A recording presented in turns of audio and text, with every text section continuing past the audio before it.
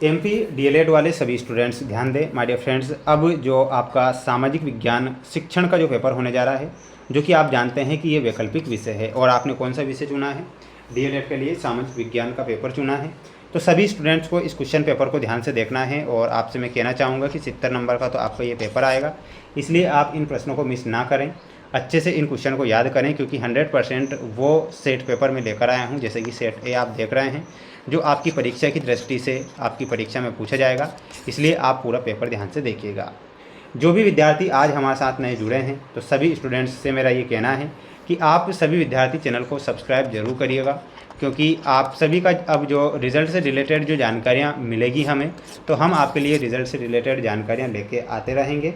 और question miss नहीं करना, वरना रिज़ल्ट में आपको बहुत बड़ा नुकसान देखना पड़ेगा। ठीक है, तो बिल्कुल आप पेपर को देखें, अच्छे से इन प्रश्नों को याद करें, क्योंकि ये प्रश्न आपकी परीक्षा में आ रहे हैं। क्वेश्चन नंबर फर्स्ट आपसे पूछा जाएगा कि हिस्ट्री शब्द ग्रीक भाषा के किस शब्द से लिया गया है। जो हिस्ट्री शब्द है, ग्रीक भाषा के कौन से शब्द से लिया जाता है? तो ऑप्शन हो जाएगा हिस्टोरी, स्टोरी, एस्टोरिया या फिर हिस्टोरिया। प्यारे विद्यार्थियों, यहाँ पर आपका जो सही आंसर हो जाएगा वो क्या हो जाएगा? हिस्टोरिया आपका करेक्ट आंसर होगा। हिस्ट्री शब्द ये ग्रीक भाषा का शब्द है, जो कि हिस्टोरिया से लिया गया है। ठीक है, तो यहाँ पर आप हिस्टोरिया करेक्ट लिख कर आएंगे। जीन पियाजे के अनुसार संज्ञानात्मक विकास में मूर्त प्रयोगों का काल है, तो इसका जो काल होता है वो कितना होता है? तो यहाँ पर आपको लिखना है 7 से 11 वर्ष। क्या लिखना है? 7 से 11 वर्ष आप यहाँ पर करेक्ट आंसर करके आएंगे।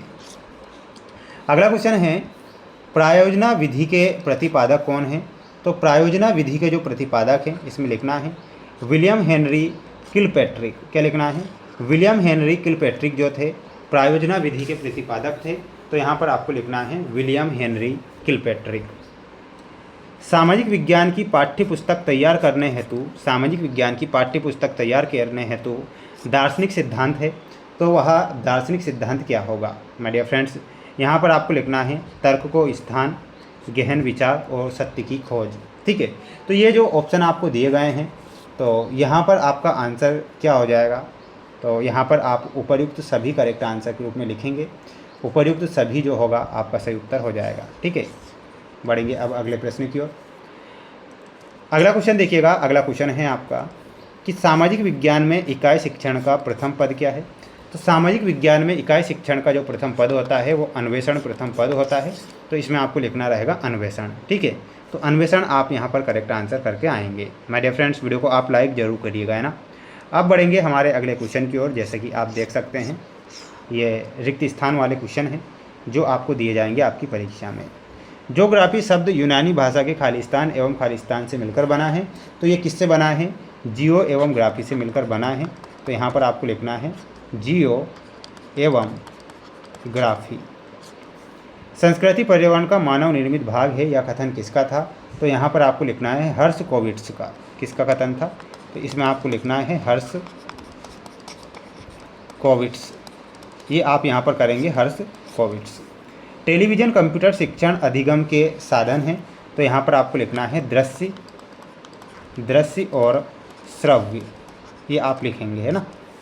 अनुसंधानकर्ता द्वारा स्वयं संकलित किए जाने वाले आंकड़े खालिस्तान आंकड़े कहलाते हैं, तो उन्हें कहा जाएगा प्राथमिक आंकड़े। तो लिखना है आपको प्राथमिक आंकड़े।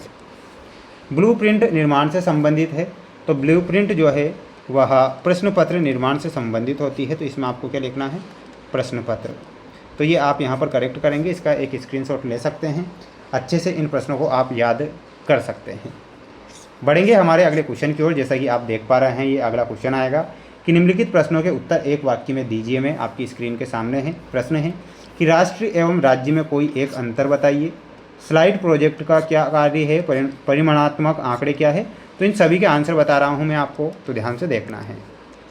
देखिएगा, आंसर आ चुका है कि राष्ट्र एवं राज्य में कोई एक अंतर बताइए में, तो लिखना है राष्ट्र एक सांस्कृतिक और मनोवैज्ञानिक अवधारणा है जो साझा विरासत पर आधारित होती है, जबकि राज्य एक राजनीतिक संगठन है जिसके पास निश्चित क्षेत्र और संप्रभुता होती है। ठीक है, तो इतना आपको यहाँ पर करेक्ट करना रहेगा। तो आप इसका एक स्क्रीनशॉट ले सकते हैं और अच्छे से इन प्रश्नों को याद कर सकते हैं। मेरे सभी प्यारे भैया बहन, वीडियो को लाइक कर चैनल को सब्सक्राइब आज जरूर करिएगा। स्लाइड प्रोजेक्टर का क्या कार्य होता है, तो लिखना है आपको।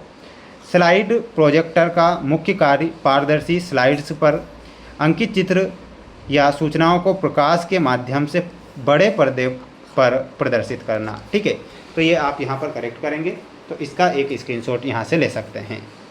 परिमाणात्मक आंकड़े क्या है, तो लिखना है परिमाणात्मक आंकड़े वे जानकारी या डेटा होते हैं जिन्हें संख्याओं और मात्राओं के रूप में मापा और व्यक्त किया जा सकता है। तो इतना आपको यहाँ पर लिखना है।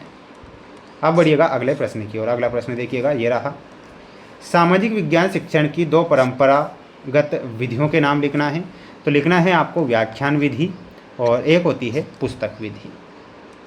नेक्स्ट क्वेश्चन है, सेवा पुस्तिका किसे कहते हैं, तो इसमें लिखना है सेवा पुस्तिका वह आधिकारिक दस्तावेज है जिसमें किसी कर्मचारी के पूरे सेवा काल का विवरण जैसे नियुक्ति, वेतन, अवकाश और पदोन्नति दर्ज की जाती है। ठीक है, तो ये आप यहाँ पर करेक्ट करेंगे, तो स्क्रीनशॉट इसका ले लीजिएगा और अच्छे से इन प्रश्नों को आप याद कर लीजिएगा। माय डियर फ्रेंड्स, वीडियो को लाइक आपको जरूर करना है और चैनल पर नए हैं तो चैनल को सब्सक्राइब जरूर करके रखें। जो कुछ क्वेश्चन बचे हुए हैं उनके आंसर मैं आप सभी छात्रों को नेक्स्ट वीडियो में बताऊँगा। तो जय हिंद, जय भारत।